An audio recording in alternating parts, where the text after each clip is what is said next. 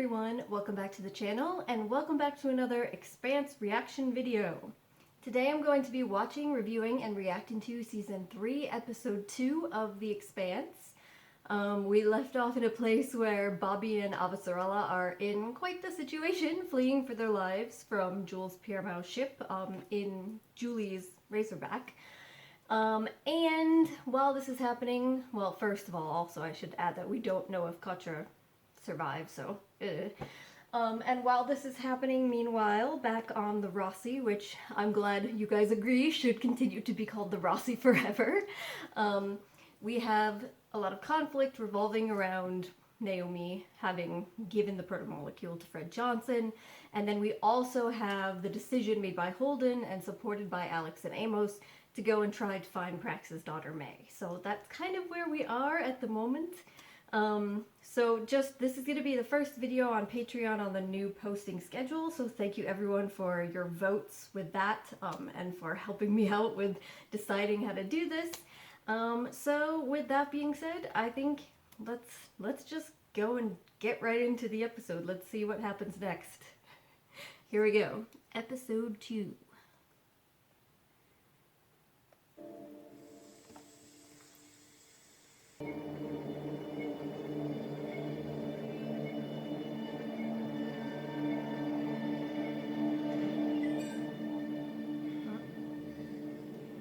So are we safe now? Depends on your definition of safe. This is not a gunship. We have no active defenses. But she's fast and maneuverable. At this separation, a good pilot would be able to dodge a torpedo. Are you a good pilot? No, I'm a Marine. Pilots carry me to kill things. I'm just gonna take a look around. There's a lot of ships in the Jupiter AO, within close proximity and well outside the normal patrol routes. Looks like Wright finally got his war. Yeah, since you weren't around to talk your stupid boss out of it. Not yet. Hang on.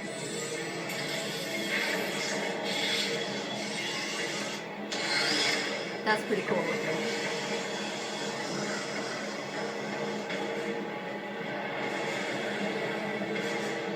Message. We can't. Our comms were locked out from the Guisinger. I know, but surely there must be some kind of radio in that contraption you're wearing. I've got an emergency wideband transmitter, but it's low power and only sends MCRN encrypted. Only Martians will understand it. Or... Good. Huh? To them, you're a war criminal and I'm a deserter. The UN is trying to kill us. If Mars throws us both in prison, that's an improvement. You have a better idea? No. Undersecretary Sadovir Ehrenreich. This is Reverend Dr. Anna Volodov, an old friend. Reverend. Pleasure. Hello. Give us a minute. Of course. That look was like, what the fuck? Send me out of the room? Okay, so is she gonna be a different influence on him? So Ehrenreich doesn't have... Oh... I wasn't sure that you'd come. That's it? What, we do nothing? Exactly. We just got out of the heroic intervention business. No, you Let me didn't. see if I get this straight. You're literally doing it right You now. log a distress call against orders on the cannon, you do that. Naomi decides to ignore what we all vote on, she does that. But a Martian sends up a flare and all of a sudden we got rules? Alex. No. I swore an oath when I signed up, and just because I'm not in uniform anymore doesn't change Back to business? You look him in the eye and tell him that whatever this might be is more important than finding his kid? I did that once. I'm not doing it again.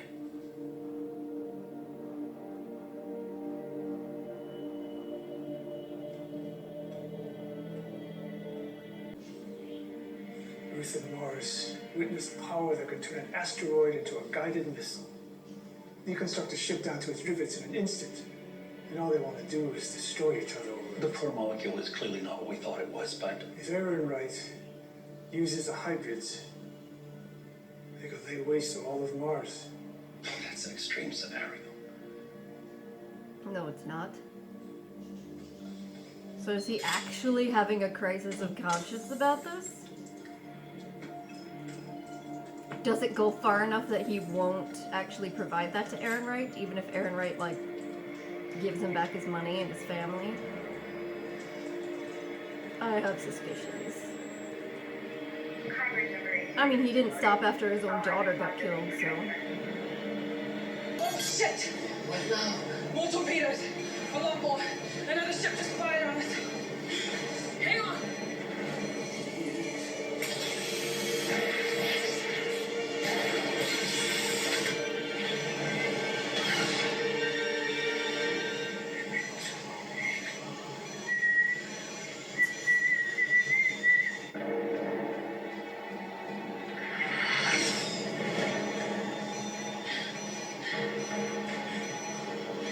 I'm sorry. Don't we?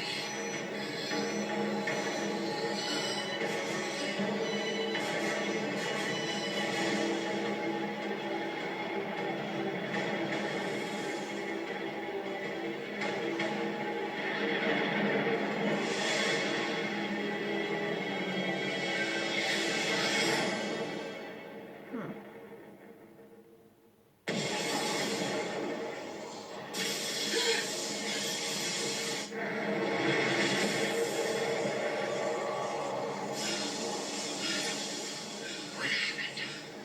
I'm not sure. What the hell? That's not how those things usually work. It's the Rossi. Detonation confirmed. 2 of ours for 2 of theirs. Copy that. Our other 6 are protecting the Razorback. That was the easy part. Alex, I'm coming up. A hell of a plan, Cap. You must have hated tactical warfare at the Navy OCS. I didn't like it then any more than I like it now. Amos, Prax, get your lids on and strap in. Depressurizing in 5 minutes. Still late for cold feet, Doc. The only reason we're in this scrap is because you broke the tie. Some people cried out for help. Couldn't ignore that. Cracks. You can't save everyone. It's a waste of time to try. And why would you risk not finding your little girl for some Martian jarhead you don't even know? I'll risk so much to help me.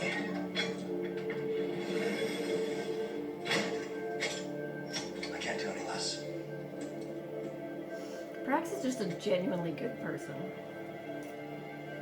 These children, all these children, share a rare genetic So immune originally they deficiency weren't that only using the occurs on children? Ganymede, which I discovered could be used to inhibit the protomolecule. So it's that guy completely... It could hold the key to creating countermeasures to the protomolecule. Maybe even find a way to stop whatever's happening on Venus.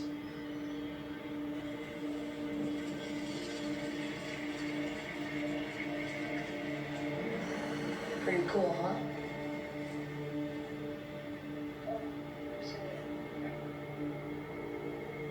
Do what you have to do. Oh. So much for his crisis of conscience.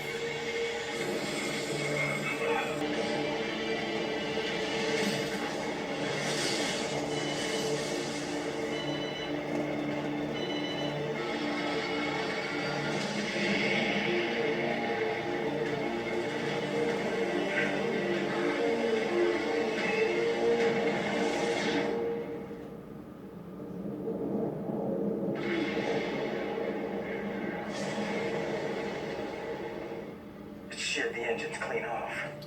Rest of the ship's intact. Holy shit, it Oh my worked. god. Alright, setting a course for the Razorback. We did it. Yeah, we sure did.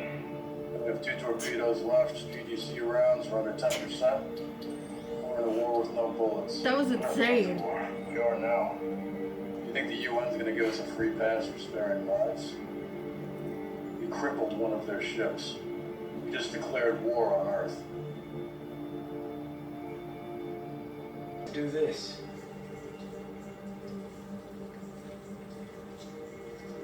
I can't bear the thought of finding a man like that. I don't know shit about parenting. But what I do know is that a kid needs at least one person who never gives up on them. no matter what. You have someone like that? It's not about me. It's about you. If you give up on May, what does she got left? What do you got left?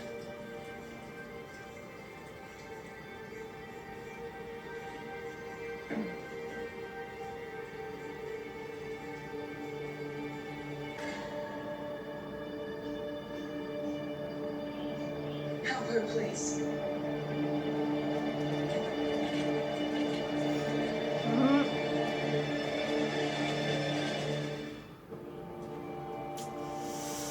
Oh boy. Okay, well that was episode 2 of season 3. So that was a pretty crazy, fast-paced episode. I really had no clue what their plan was right up until that moment when they kind of shot out of that energy field that they created with the missiles and then took out the engines. But that was really impressive. That was something. And they did a kind of a good job of shaking up your expectations there because, okay, yeah, I kind of assumed that they were eventually going to end up going and trying to save them because obviously someone was gonna have to save them. I didn't anticipate that Bobbie and Avasarala were just gonna get blown out of the sky out there, and it would be something like where Hardin and them had an opportunity to save them and then they just didn't. But they surprised me, you know. I thought that we would see more of their discussions about it leading up to it, but instead they kind of left us thinking it wasn't gonna happen, and then surprise, Prax voted let's go, and so we get the surprise of them showing up to save the day, as they tend to do. So I'll be curious to see next episode. We're actually going to see Avasarala, I'm assuming, going to their medical bay and then waking up and Avasarala and Bobbie actually being on the Rossi with the entire crew, and we'll see what that means and what they get dragged into as a consequence of that. Obviously, Avasarala feels like at this moment her biggest concern, her priority, is to get out the information that she has, make that public, to try and stop this war that's going on as a result of Ehrenreit's lies and manipulations. But then on the other side, we have Hardin and the crew, whose priority at this time is Prax and May. And, you know, it seems like based on that conversation between Prax and Amos, that maybe Prax didn't just decide to go and help, to vote to help because of the idea that, you know, other people help me, I should return it just because he's a compassionate person, but also maybe because he's kind of dreading the notion of what they might actually find if they go there and then it turns out he's too late to save May. So he's dreading it so much that it's even to the point that he chooses to do something that could possibly delay their saving her, out of the fear that it's already too late, and if he's gonna have to face the worst possible outcome, that he's trying to push that back as much as possible. But then you had that conversation at the end there between Prax and Amos, and Amos is basically saying, like, trying to say to him, well, you can never give up on her. A child always needs at least one person that will never give up on them. So again, more interesting stuff in playing into Amos's kind of background and his experiences as a child and how that's influenced his way of looking at things that happen in the world and everyone else around him. But I'm kind of also curious to see how that's going to impact Prax, because I think that he's probably going to take that to heart very seriously. And so now if they're going to get into a situation where the debate becomes, all right, well, we've saved them, do we go directly back to our original mission of trying to find May immediately, or do we put that on pause to try and stop this larger war? I have a feeling that Prax's opinion now isn't gonna be let's pause anymore, but we need to go and help May as soon as possible. And obviously that's not gonna be the position that Avasarala takes. And I'm very curious to see what everyone else's perspective on this is going to be. You know, I feel like Amos is probably going to be all on board with Prax and the idea of going to find May immediately. But I'm not sure about all of the others. I mean, Alex has some interest in protecting Mars and stopping this war. Holden, he's trying to act like he's getting away from the whole bigger picture thing and focusing on individual situations, but you know, he's Holden and he's gonna be thinking about that anyway. So I'm curious to see if that's gonna be a source of conflict on the ship with these new additions in the next couple episodes. So I'll be very interested to see how all of that goes down. I'll just be interested to see Avasarala and Holden interacting. You know, they had kind of the brief interaction when they had all of the different groups communicating with each other about Etta and Holden and then Fred Johnson, but obviously they haven't seen each other in person. I'm not sure if he really knows how much she might actually know about him due to her interactions with his mother, but I think it'll just be interesting to see how that whole thing plays out. And then Bobbie interacting with all of them will be interesting too. I guess especially Bobbie and Alex, since they're both Martians, but Martians who I guess have taken very different life approaches and made very different choices and maybe have very different perspectives on things. So I think a lot of interesting dynamics potentially coming up in the next episode on the ship. So beyond that, a couple things this episode. First, we saw the introduction of Anna, who I am still assuming is going to be a fairly significant character, both because of the actress that's playing her, but also because they put so much attention on her this episode when we had like a really like high-paced, tense, crazy action situation going on with everybody else, and they keep cutting back and forth to kind of the slower story of her getting introduced to everyone at the UN and figuring out if she's gonna actually work on this and what her role is gonna be. So to me it seems like they're setting her up to maybe be potentially significant. And I think it's interesting they're adding somebody else into the kind of political circle equation back on Earth and in the UN.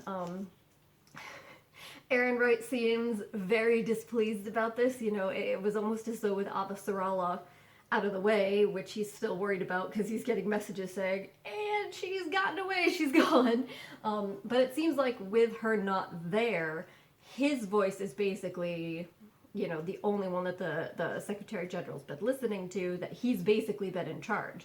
But now here comes this woman who he has no idea who she is. She's a reverend, and I guess she has a history of political involvement with the Secretary General in the past, but now she's more of like a I guess, human rights advocate, obviously religious person. She's a reverend, but also, in addition to that, she like runs clinics, and she was worried about the protesters, that sort of thing.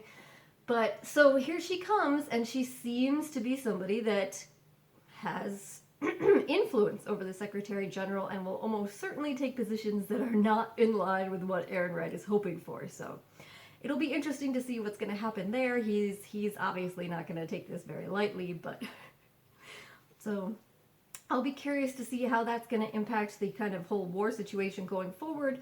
And then, of course, you'll be throwing the wrench into the mix of if Avasarala is able to get out the information that she has, that's going to just completely upend everything in a different way as well. So you had that this episode, and that was pretty interesting. And then kind of the other thing that I know that I spoke about a little, touched upon, was Jules-Pierre Mao going to see what's happening with the children, with May. And it seems as though the doctor he has working for him here is the one that is responsible for these children in particular being experimented on. So if anyone knows, maybe you could tell me, the other hybrids, were they also children, but not, you know, not these particular children with their genetic abnormality? Or were they adults to begin with that they were experimenting on, and then, you know, when that wasn't working, when they were eventually losing control of them, this doctor, because of his actual work with the kids, was like, yo, you know, maybe this would be a better situation, and this would let us control it better. So not that it would necessarily be okay in any way, shape, or form for them to be experimenting on and creating hybrids out of adults, though at least that's a situation where maybe the adults could have consented or volunteered in some sort of way. I don't know. I'm sure that wouldn't matter to them anyway, given who they are and what they've done. But it seemed like Jules-Pierre Mao was a little bit, you know, on edge for a little while, like he was coming to the border of maybe saying we should stop doing these experiments, that we should, you know, destroy all of this because we can't control the protomolecule and it's dangerous and look at what's happened. And I thought that was very interesting, though we just had him kind of at the end when the doctor's telling him, oh no, we should be able to control it now, with these kids kind of just being like, do what you gotta do. So I had a moment where I was like, maybe he has a shred of conscience after all, and maybe he is worried about giving this to Ehrenreich because Ehrenreich might destroy Mars, and so maybe he cares about more than just himself and his money and his power. But then he said that, so I don't know. Maybe it honestly legitimately is that he thinks that what he's doing is going to be more of a help to humanity as a whole in the long run if they can control the protomolecule. But there's part of his kind of like narcissism, his megalomania, is that he thinks that he is the one that should make these decisions, or that he is the one that's best equipped to know how to handle it, as opposed to like a government force. And that's why he's just like, well, I'm gonna control it and I'm gonna say who gets to do what with it, and you know, that sort of thing. I'm thinking that maybe it's something along those lines, but you guys can tell me what your perspective on him is based on what we've seen so far. I do think it was interesting that they showed us more of him outside of the context of some other significant characters. You know, in the past, there hasn't been a ton of him without, you know, Avasarala, or without in the context of Julie, or in the context of Ehrenreich. So I don't know if they're going to be developing him more as a character going forward, or if this is just because of May, but we'll see. So yeah, so another really good and interesting episode. I think it's setting up a lot of stuff.